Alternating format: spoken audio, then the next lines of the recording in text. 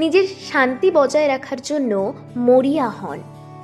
নিজের জীবন সুন্দর করার জন্য কষ্ট করতেই হবে।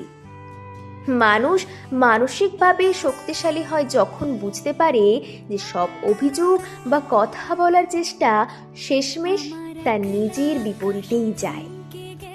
তখন আর বেশি কথা বলার দরকার হয় না, শুধু শুনলেই হয়। যখন কারোর সঙ্গে কথা বলতে বা দেখা করতে চাওয়ার তীব্র তৃষ্ণা পার করতে পারবেন, তখন জীবনটা অন্যভাবে বদলে যাবে। না তখন সে অপ্রয়োজনীয় কথা বলার ইচ্ছেও গলায় চেপে ধরবে না।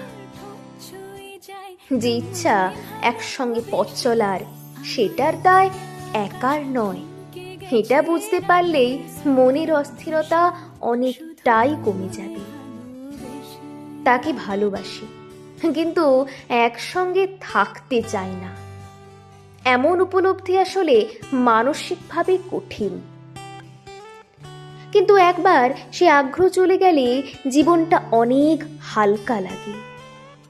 তখন কে কি বলল, কে কি ভাবলো, সেসব আর মাথা ঘামানোর মতো ব্যাপার থাকে না।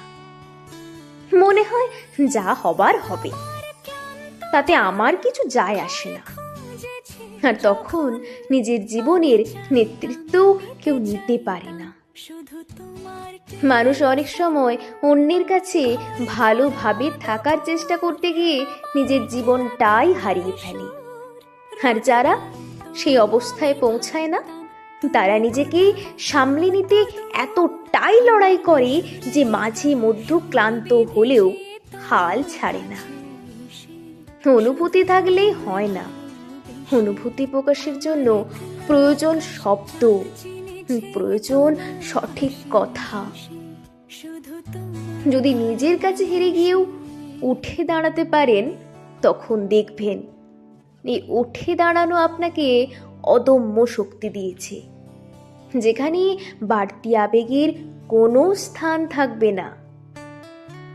যেখানে আপনাকে গুরুত্ব দেওয়া হয় না, সেখানে নিজে থেকেই সরে আসুন।